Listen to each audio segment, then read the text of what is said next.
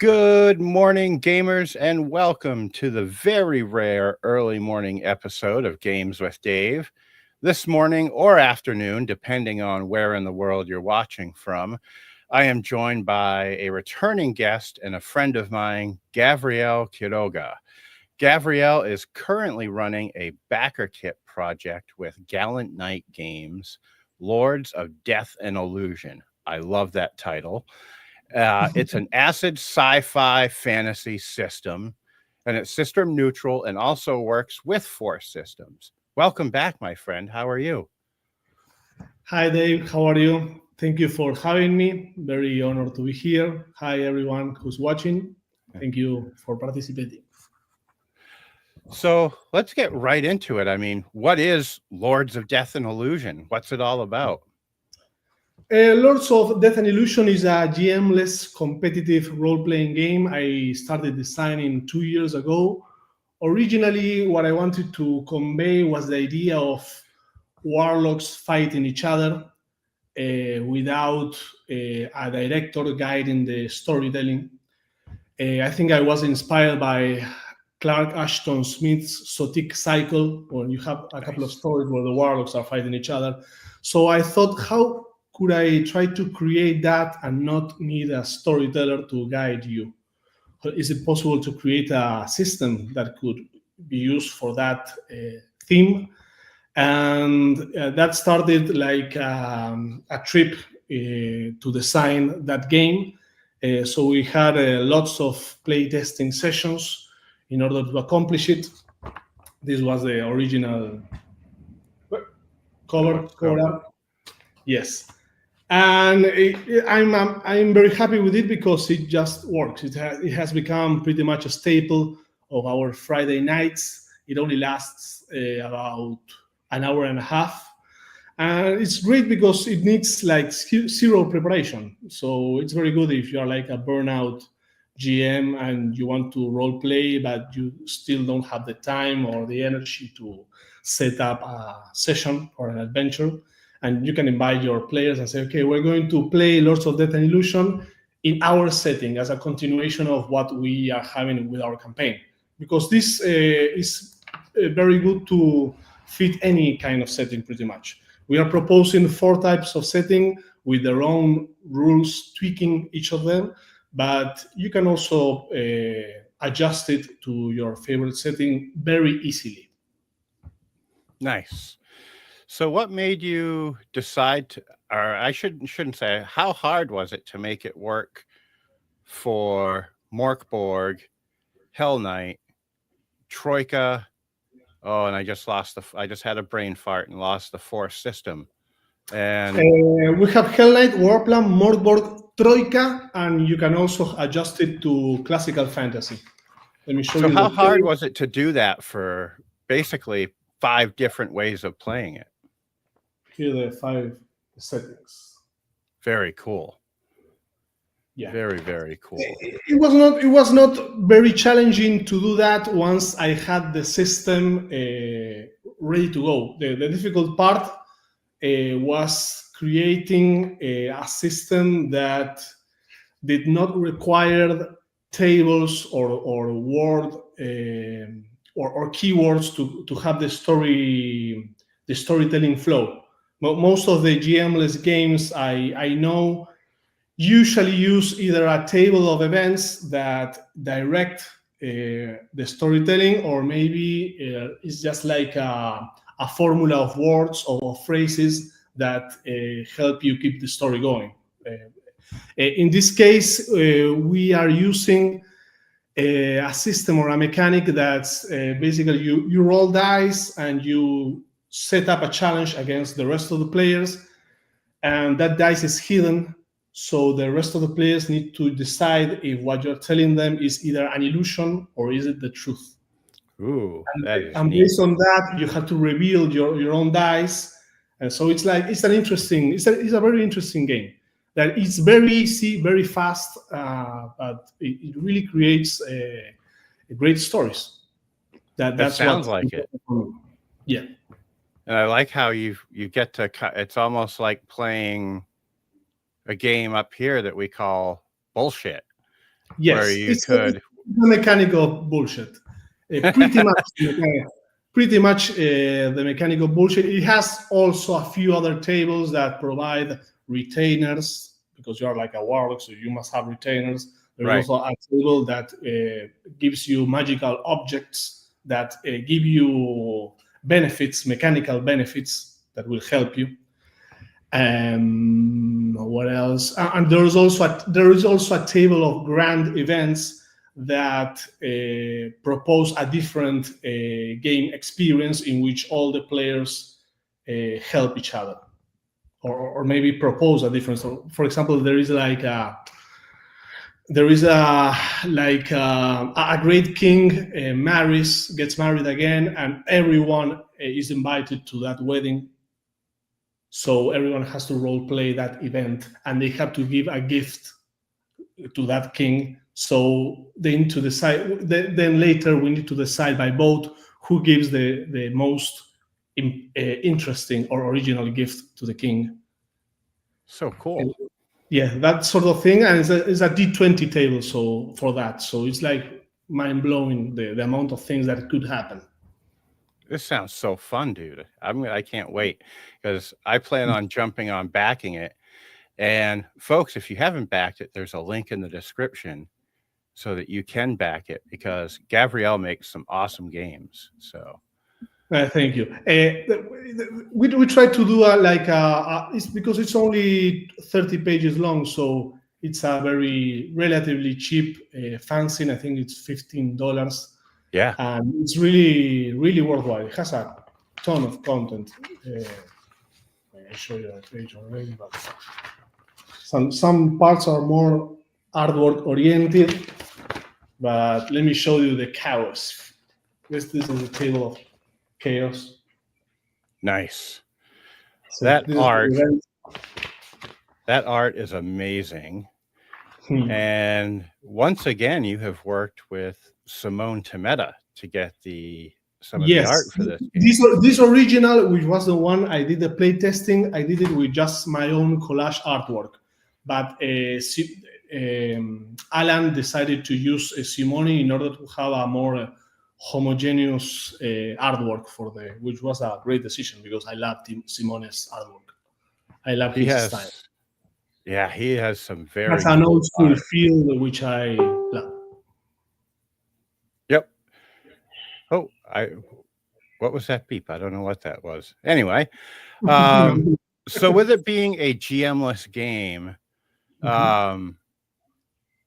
is it relatively easy for folks to pick up that are used to a game where they're directed by someone? I think it's very easy. On my personal case, I usually don't go that much to gaming clubs.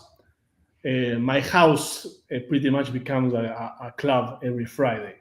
Right. So you have from 6 to 10 people every Friday night here. And half of them they are not from. They have never played role playing games. They actually started playing here, and I am blessed with having lots of new players every month. People that just come here to see what is it about. So we play with them, and they don't know anything. But That's so maybe cool. sometimes they have done some theater, so that helps a lot because I think that knowing a bit of theater is maybe it's even or knowing how to act, how to interpret a character is more important than having a board game experience in this case or role playing experience. I think that's so cool that you open your home to everybody that wants to play to come play. That is so Yes. cool.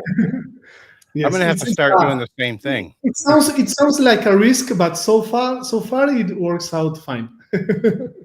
Yeah, it makes me want to do the same thing because there are so many people that I know that are like, "Oh, dude, I've never played a role-playing game. What is it like?" And they want me to run a game for them. Uh-huh. And that would be the perfect way to do it. Would be like, "Hey, come over Friday night. A bunch of people are coming over, and we'll play Lords of Death and Illusion, and you can Exactly. see what it's all about." So I might have to do the that. idea behind it. And I try to develop systems that provide a sturdy construction for all that storytelling experience, but at the same time they are not complex. They need to be super easy because I want the system to fade away behind the story. I don't want it to Right. become the main protagonist. And that's got to be so cool, getting people that have the theater background and really Yeah. immerse themselves in the role playing versus someone that's worried about the mechanics more than the role playing. Absolutely, So, absolutely. For me, it's all about role playing and interpreting characters. yeah, it almost sounds like a, oh shoot, I just like an improv kind of thing that you have going on. It's very improv. It's extremely improv, and it takes a lot of creativity. But at the same time, the system does not require you to be super original. I mean, that's up to you. You can play it low key, and maybe do not have to dazzle everyone with what you do. So it's welcoming either for novices or very experienced game players. Very cool. I like that. And I'm going to have to figure out a night to do that here because it sounds super cool to do. And, I mean, like you said, it could be risky, but, what's life without a little risk? Risky is also fun. Yeah. So what was your favorite thing about designing Lords of Death and Illusion? I think that my favorite thing about designing it was that I now have a game that I can use, and it's like a cool, easy to do alternative to my campaigns, my ongoing campaigns. So I don't have the pressure of being the GM anymore. I just can do it maybe if I want to, and I can still use this as an organic part of my ongoing campaign. So it's like it helps me a lot. It's great. It works. Yeah, I'm trying to think. At least for what I want. At least for what I was looking for. And also I can play Sotik, which is really awesome. I'm already thinking of because right now on Fridays, I'm running the One Ring for a group. And I'm thinking there's 3 players. And if we had a night where one of them were unable to make it, I could have the other 2 be like, all right, well, you're playing wizards in this world that are going to duke it out over something that maybe wizards that no one had ever heard of. And you 2 are going to fight it out, and it's going to impact something in the game, the outcome. Yes, yes, that's exactly what the game is meant to do. That's beautiful, man. I love it. Aside from the role playing, what do you think players are going to enjoy most about the game? I think it's unpredictability. You never know what the hell is going to happen because it's the storytelling is cooperative in itself. You just take turns to interpret the wizard or the warlock, but then the following warlock needs to respond to that, and you never know what he's going to do. So everything is like it usually ends up in a very powerful, incredible way because things keep escalating. Right. And it becomes like a cosmic affair, no? Maybe time will be messed up or space will be messed up. The last time one of them was sent into a vacuum, into the void, and there he was. He could never escape that. Wow. It's almost like the mirror universe and not the mirror universe. What is it in Superman where they send Zod and Hey, it's like a mirror, yeah. I don't know the name, but I know what is that? I can't remember what that's called. If anyone watching knows right off the top of their head what that world in Superman is called. I can't think of it right now. Drop it in the chat because like a prison realm. yeah. Yeah, And could also be like I like the term oubliette. Have you heard of that yes, term? I have. Yep. And it's a cool word too, especially with you Yeah, saying it with yes. your accent. Like Well, instead of I'm me very just bad with French, but yeah, it's, according to Labyrinth, the movie is the place where you send things to be forgotten. right. Yep. So, oh, and by the way, congratulations on funding. You've already Great. got it funded. Yes. That's merits to Alan Barr. He made a great marketing. And you've already got the PDF ready to go, as I understand it. Yeah, the book is complete. Everything's complete. That's a good thing about this because it will be shipped right away. It's already done. That is so cool. So, how long do you estimate it will be before it hits people's mailboxes from the close of the campaign?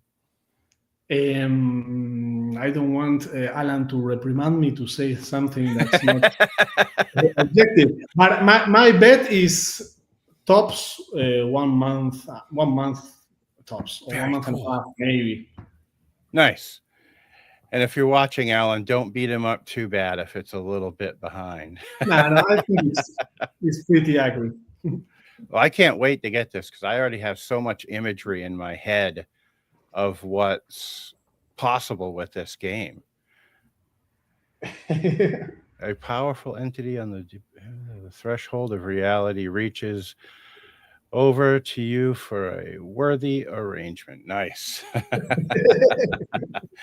I can't wait. That is going to be so fun to play. And I love that you've made it so it works with those 4 systems. And then, like, I could incorporate it, like I said, with the One Ring. Yeah, And it will be very easy to do that. And I think it's easy with Lord of the Rings because everyone's familiar with the setting. I think that the only challenge is that everyone kind of knows the setting, so everyone's on the same vibe, or everyone understands what are the limits of the setting. So it creates a better atmosphere. Yeah, I'll make it work though. And you had one stretch goal, if I recall right, reading the page, which got unlocked. And what was that? I think that the stretch goal was making the cards for the game, because the game comes with, I will show you here, with these very cool cards that one is illusion, that you refuse to believe the event presented by the warlock, and the other one is that you accept the fate and you try to roll against the announced power. So these cards will help. They're a very cool aid for each character or each player to decide what will be their position regarding what's going on. Very cool. I can just see me holding up like illusion and then getting blasted. You know? Yeah, that can happen. It's very risky to choose illusion, but I'll pick it just to see what happens, you know. And it's like illusion, boom, I get blasted into the void, like you were saying had happened with your game. Yes. So you've got another project you've got coming down the pipeline. Yes, we have a skirmishing war game called Hellwall Earth. That's a setting from Patrick Durivash, and it's a incredible setting. It's a very savage setting. It's like post-apocalyptic, old school, super over the top, with a Warhammer 40,000 feeling. But it really is its own thing because Patrick is an amazing artist. And what happened is that I saw what he was doing, and he was creating this whole setting just to make a fanzine out of it and to show it. And I immediately tried to contact him, and I proposed him that we did this game on this setting. So nice. He has all the lore written, all the characters. It's like a ton of characters, almost. I think there are almost 40 characters. The art is mind-blowing. Let me show you. uh, something you have here. And these are the playtesting. I'm showing you how the playtesting minis. Oh, very cool. Yes. Wow. I love that the art. The art is it's crazy. It's really, really very good. And well, let me show you this one. This is the one you. So cool.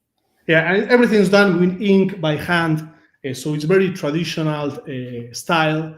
I really want to emphasize using traditional artists for my games because I think that that's at least where the future is for artists, especially nowadays with the AI craziness going around. I think that it's very important to try to back traditional artists. It makes Yeah. for a very strong difference. It does. And you can tell the difference, especially when, like Simone will draw someone with 5 fingers and AI makes them with 8, it's like, and it just, it's, you can tell most of the time, but Yes. and there At are, this stage, we can tell. Some people maybe cannot.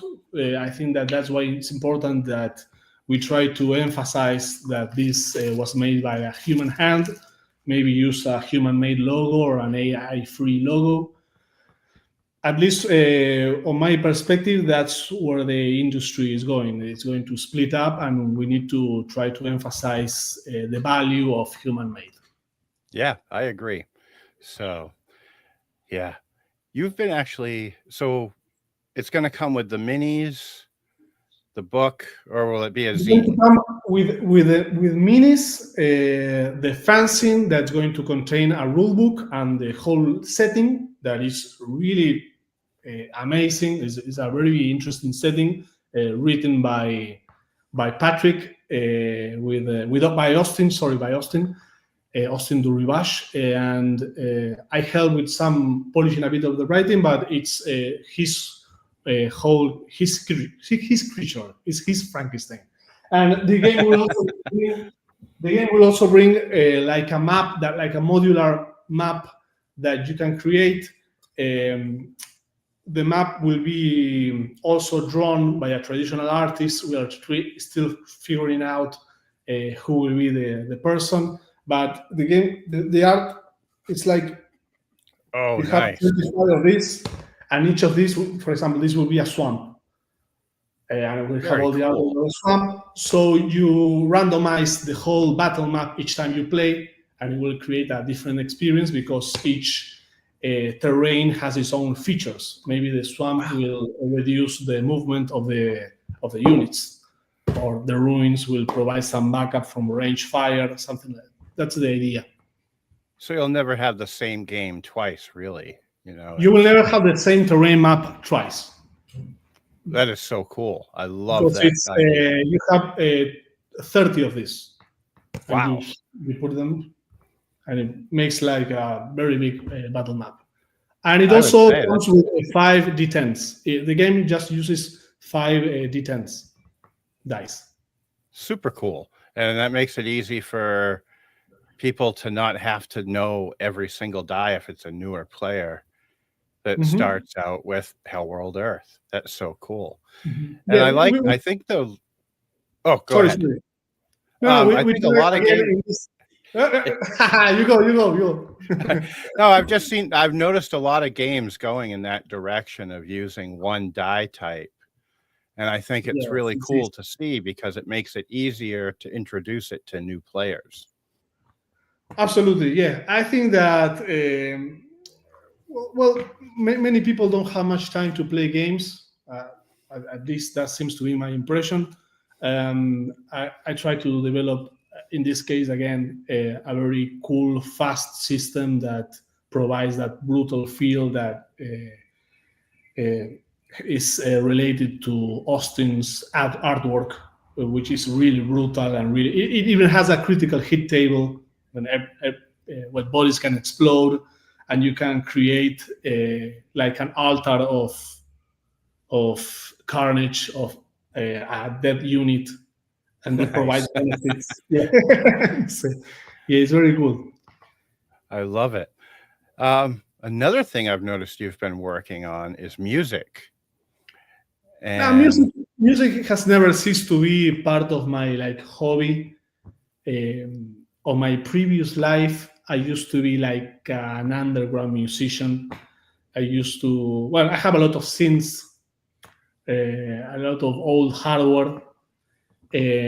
So I like playing live with drum boxes and synths and keyboards and whatever I have at my hand. And that's why mainly most of my settings have an album.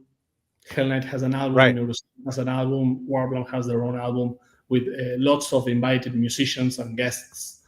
And in the case of Hell World Earth, we will also have an album. Hell I have yeah. already talked with lots of death metal and heavy metal musicians that they will love to participate. Nice. I love the death metal. It fits like with Mork Borg, like Yes. Hell Knight, Hell World Earth, and everything. It's like it's such a versatile genre of music. Metal is a versatile genre. You Yeah. can do doom, also. Yeah, absolutely. That speaks a lot of the genre, right? All the subgenres and all Yep. the different fields. I pretty much like them all, but I'm more of a sludge, heavy psychedelic guy. That's why I usually. Nice. Well, you just set up the perfect segue for the next thing I wanted to ask you about, saying you were a psychedelic music kind of guy. Because back in October, you did something else that has always intrigued me. And you Mhm. had 2 doses of ayahuasca. And Yes. you went on that whole experience. What was the experience like? And what changes have you noticed in yourself really since that experience? Mhm. I went to this place where they provided the ayahuasca experience. It was a very organized, very professional place. The person that administrated was also a musician, but he was a very like professional, responsible musician that has done this for many years. He does his own mixture, and I have to say that I was surprised by his technical skills. He pretty much played 15 instruments over the course of an 8-hour length. That was the whole experience. Yeah, he keeps switching instruments, and he has like a team of musicians as well that kept playing.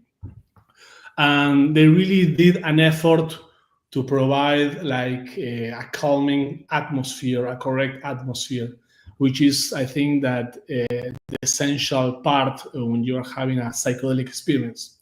Yep. They usually say that you need to be concerned about your mindset and the setting where you are when you embark on a psychedelic experience. I would agree with that. Yes. So this was a very nice place where you can, in nature, surrounded by a great garden with all trees. It was a beautiful place, and they played all the time. And yes, I was given 2 shots. They give you 1 shot, and maybe 2 hours later they give you another one. And then, if you are prepared for it, they can give you another one, and then another one, up to Wow. 5. I could only do 2, Dave. but I went with my girlfriend. This was the second time for her, and she did 3. Wow. So what is Yes. it like? Like, I know what other psychedelics are like. Like, how Mhm. does it compare to, say, psilocybin? Okay. Yes, I did psilocybin many times. I think that psilocybin for starters is very like cerebral. No, it's just, I think, Yes. the mind, and maybe you have some euphoria that lifts you up, but it's a bit more milder.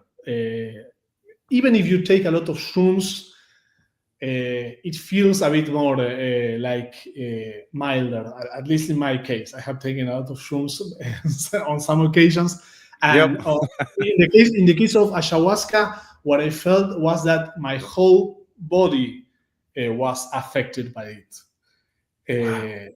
It was like a very like organic experience. I did that. The person that that administered the whole thing said that we should do it with maybe think of the intention behind this. I am very allergic. I at least I used to sneeze a lot, no, and all my nose keeps being runny and very wet, and so I said, okay, I'm going to do it, and I really want to cure myself from allergies. And maybe he told me that he knew a case that it helped them. Ayahuasca helped them doing that. And well, if you ever heard of Paul Stamets? I've heard the name, yes. Paul Stamets is like the pioneer in mushroom and psychedelic. He was the one that developed the way of producing shrooms in your house with the rice. It's a system that use wet rice with the spores, and you can create. He's a very well known dude. And Paul was actually cured from his stuttering with shrooms. Wow. Yeah, that's amazing. So I actually tried to do ayahuasca and use it for that. And I am amazed to say that I have not sneezed since I've done it. That's so cool. Yes, it cured me and on my allergies. Wow. So I can't believe it happened, but it did happen. But my experience itself, I mean, it reaches a moment where all the voices in your head, you know that one of those voices is you, no? You have that internal dialogue. Well, it reaches a moment where you're not really sure which one is you. Oh boy. So like you have like 4 or 5 dudes talking, and okay, which one was me? I don't remember. Oh wow. Yeah, that would definitely mess with me a little bit, because I would be like, well, hey, who's there? It's a bit chaotic and a bit confounding. You need to stay relaxed. And what happened to me that was really mind-blowing was that suddenly a different voice showed up, and that figure was absolutely not me at all. And she felt like it's like a feeling you have about the entities that happen, that arise. And this figure in particular, she felt like very wild, like an elf, or like an Amazonian elf. Yep. You know? Like a force of nature, she felt. Very and cool. She was like really pumped up and really happy to see me and really over the top electric. And she was like, Yavi, you're my little brother. And she started talking to me, and she made me like really happy. And this was like a very happy experience. She said lots of great things that helped me with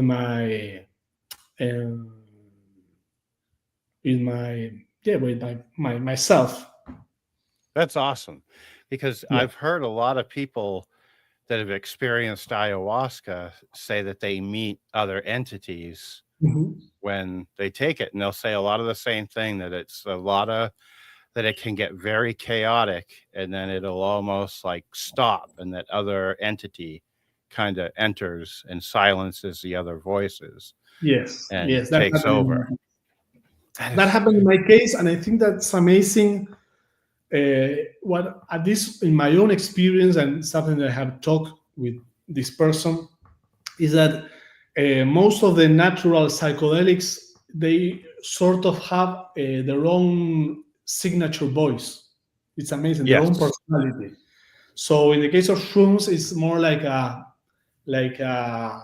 it feels like almost like an old uncle, and he's more like, okay, let's go here, everything's fine. How are you doing? And at least ayahuasca felt more like wow. Huh, interesting. Yeah. The personality was like it felt more like a very young little electric sister, but that she was like at the same time very ancient and with a lot of wisdom. And That is so neat. it Like, felt very ancestral. interesting. And that's another thing I've heard from almost everybody I know that's experienced it, is that it's like something from the past Yes, that something from you encountered. way back, from the Yeah. origins of the world. And it's very difficult to describe it because it reaches that point where you have that precise feeling about something, but you cannot explain why.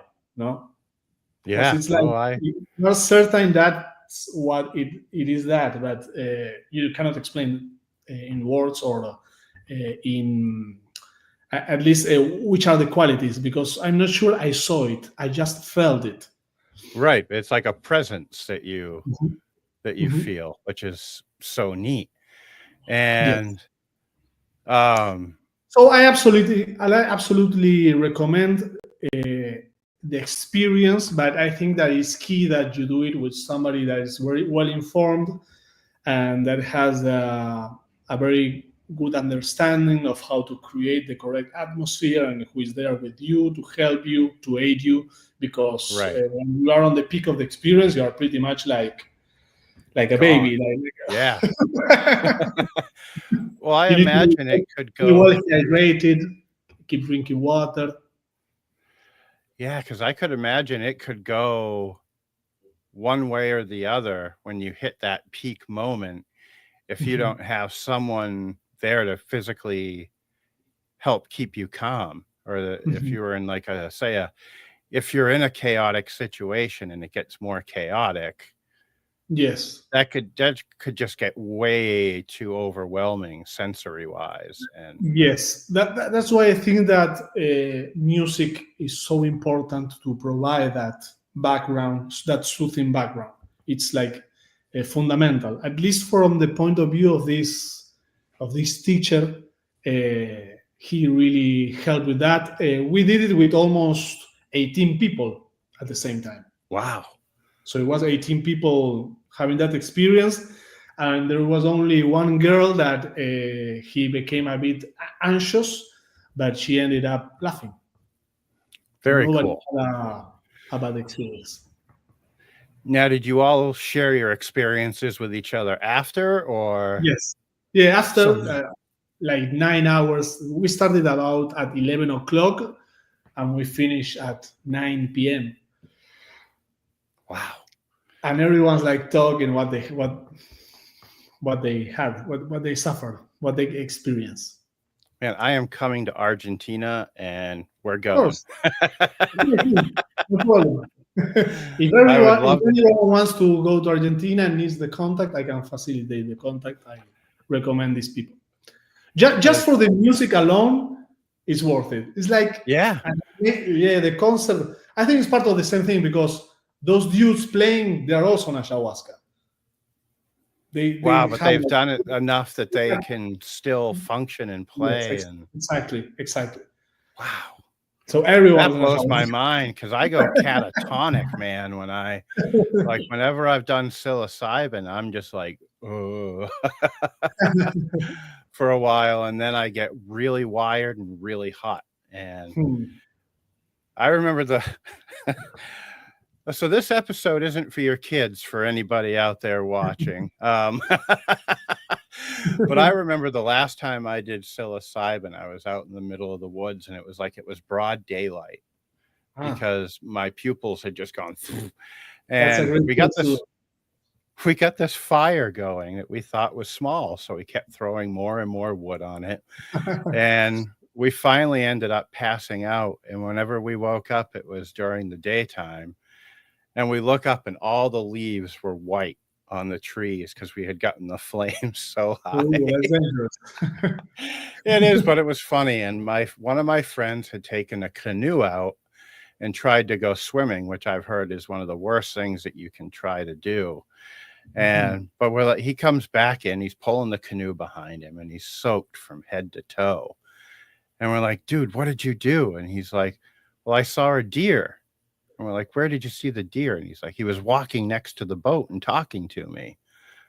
And we're like, what? And he goes, yeah. He goes, I got up and I tried to give it a hug, and the next thing I knew, I was in the water. Yeah. But another thing that is very important, and they emphasize the importance of, is that 2 weeks before taking ayahuasca, it's really important to have a diet, to not take any sugar, any alcohol. Try to take it easy on the foods, because it really upsets all your digestive. Right, it's gonna throw. Yeah, I bet, because it's a plant that it's a mixture. It's a very strong mixture of things, and you will puke your hell out, and you maybe have to go to the bathroom as well. So it's cleansing in every way. It's cleansing in every way. I could see that being very bad in the wrong situation. It is a bit shameful that it's like 18 people puking. Yeah, it's everybody. It's another shared experience. Yes. It's like. So what else do you have going on? Because you've got so much stuff going on that it's. I am finishing. Black Rainbow Society is finished, but the graphic designer in charge of setting up all the files ready for the printer is a bit busy with some personal problems. So he's finishing up by Friday. I think that it will be ready, and I will send it to the printer, and that book will be ready. I'm really stoked about presenting it. It's going to be 95 pages long. Wow. Yes, that book is going to be something else. I think that it pushed a bit the boundaries that we started with Hell Knight. It stretched it a bit further. Nice. Yes. So it's like we played. The campaign for Black Rainbow Society was about 20 sessions long. So it is gameable. It's a good setting. It's an extension of Hell Knight, right? Like a spin-off. Right. But it has its own feel, and it has some really cool mechanics, and it comes with a lot of new lore, and has about 12 different cults that can show up that are very interesting. I really like that book. I think that's going to be different, and it's going to glow in the dark as well. Nice. The color. Yeah, that's going to be amazing. Very cool. I can't wait, because, dude, you make such cool stuff, and like. Thank you. We do our best. I'm not. I think there is a lot of room for improvement, but I'm very happy that people support it and give me the opportunity to keep improving. And they are patient with me. Everyone's patient with me regarding when I need to deliver. Thank you for everyone that's back in the project and is expecting Black Rainbow. It will happen soon. It's already done. So it's like I'm honored by the opportunity to be able to do what I love doing. Yeah. And support myself while doing it. Yeah. Well, it's like before we went live, I was talking to you. I think it is just the coolest thing that I get to make toys for a living, basically. Yes. It's like. And be your own boss. Yeah, it's like the best thing ever. So it's like a life goal. It's hard. It's difficult. I think that economy is not good in the world. No, it is not. No, which definitely makes it stressful. Like trying to be your own boss. That's why we need to be sure who we need to support. That's why. I think that's why we need to support independent creators, independent art, and maybe move away as good as you can from corporate productions. which in the end do not care about us, and they do not care about community really, and do not care about people. They No, only we're care just a giant walking wallet to the corporations, Yes. It's like, and they want whatever they can take. Yes, and with AI coming over us, I think that that's more important than ever. That we Yeah, understand the difference between something done by a human hand and a human heart, and something that done by a suit with a prompt.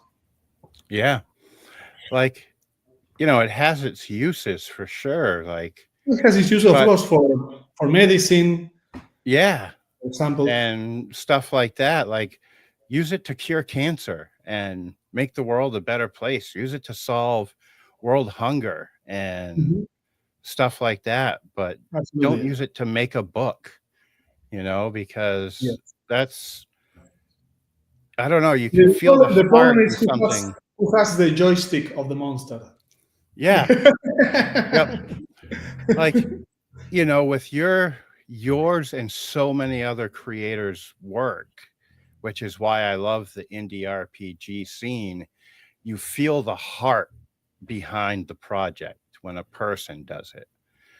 And like, you can tell, even if they've used something like whatever it's called there, humanizer or humanize, whatever it's called, you can't feel the passion that you can Absolutely. and say, like Hell Knight, it's like you look through that book and you read through that book, and it's like you can tell how much you loved making it, and how much you Mhm. cared about the project.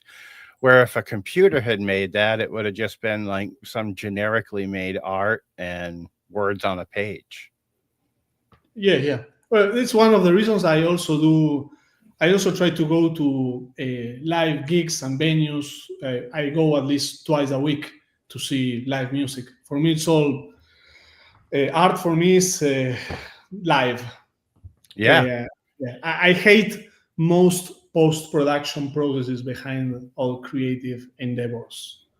I think that Yeah. Because music's got auto tuning and all that stuff now. And, yes, I think that we will move eventually, or we are slowly moving away from that, because most productions have become too sterile because of post production processes. And I think that one thing that AI is not very good at is replicating human error. So yes. you can see when something is done by a human hand, because it's a human mistake, and maybe Yeah. that mistake is what gives value to it. At least it's what gives identity to it. Yeah. And it can also be, that error can also be its beauty without Yes. it being intended to be, it's Mhm. like, it's, Yes. yeah. Perfection kills the soul. Yeah. Perfect. Like, I'm a perfectionist, but not to that degree, it's like I'll Uh, hit a point where I'm like, yeah, it's time to put this out in the it's world. a big problem for most creators, for artists, to Yeah. struggle Yep. perfection. It pushes everything so much, and eventually does not help the work itself. So I try to No. maintain some errors, and I try to maintain even some the way I speak, maybe, or the way I write. I try not to write like if I was a native English speaker. I try to write like what I am, Like you. like you, like my own voice. So I used to have some problems with my editors, and said, maybe I think that if they are backing a project from someone that's not a native speaker, maybe I will try to make myself understood and try to do my best, but I don't want to polish it. Maybe they will say, "Oh, but this is a very strange way of saying this. This word is very archaic, or very strange." So it's the word that I use because I went to an English school in temporarily in Buenos Aires. That the people spoke English like they spoke English 50 or 100 years ago. They spoke Right. weird English, and I'm just speaking the way I speak. Yeah. I try to write like I speak, and then because I jumble words up, and it's just the way I am, but it's Uh-huh. me. It's the authentic me. Like you're the authentic Gavriel, It's like, Yes, yes. that's what makes everything so cool. Yes, if we try to homogenize everything, it's not good for anyone. We need to try to maintain the identity and, well, try to polish the mistakes, what's evidently wrong. And we need to be open for that correction. But at the same time, we need to try to take care of that individuality, of that identity. Yeah, because, you homogenize everything and it becomes like that old Apple computer ad where they were just standing there in that room and the guy comes running in with the sledgehammer and throws it at the screen. Like, wake up, Yes. It's like, stop being so boring and have something like new and exciting. And Yes, it's even though that is corporate, but it's a way of describing it. I can see the appeal behind Apple, and I'm also an Apple fan. I have an iPhone, I have an Apple computer, so I understand the appeal behind that design. I think that it has a worth, and I like it. I think that the problem behind corporations, or most corporations, that they have lots of difficulties controlling independent artists. So that's why they would love to make everything, to homogenize everything. It will help the production processes. No. Well, that was all I had, my friend. We do have a few people watching, and if anyone has any questions for Gavriel, thank you for watching, man, guys. Be sure. I'd like to open the floor for folks to ask any questions they don't have, or they do have. And if they don't have any questions, I'd like to give you a moment to tell folks where they can find you and all of your work and all that good stuff. They can join our Facebook group. I think Facebook has become a bit old school, right? Well, it's very old. Many people are not using it, especially the younger generations. But yeah. If you have Facebook, I think that it's still a great place to have interesting conversations and to share and still retain some of your name, your identity, your face. So you can join our Facebook group, Worlds of Quiroga. If you like, you can also add me at Instagram as my own name. And you can also check out my site, www.gavrielquiroga.com, or Which my is an Kickstarter. awesome site. I love the aesthetics of your site. So, well, it doesn't look like anyone has any questions. So, I guess we will wrap it up, my friend. I've had so much fun talking to you today. And me too. Thank you. Thank you as always. It's a pleasure to have a conversation with you, to talk with you, man. Yeah, we'll have to do it again sometime soon. Maybe next time we will do it in Argentina after the ayahuasca. Hell yeah, I'm all for it. All right, folks that tuned in, thank you so much for watching, and we will see you next time. Bye-bye. Ciao, ciao. Bye, guys.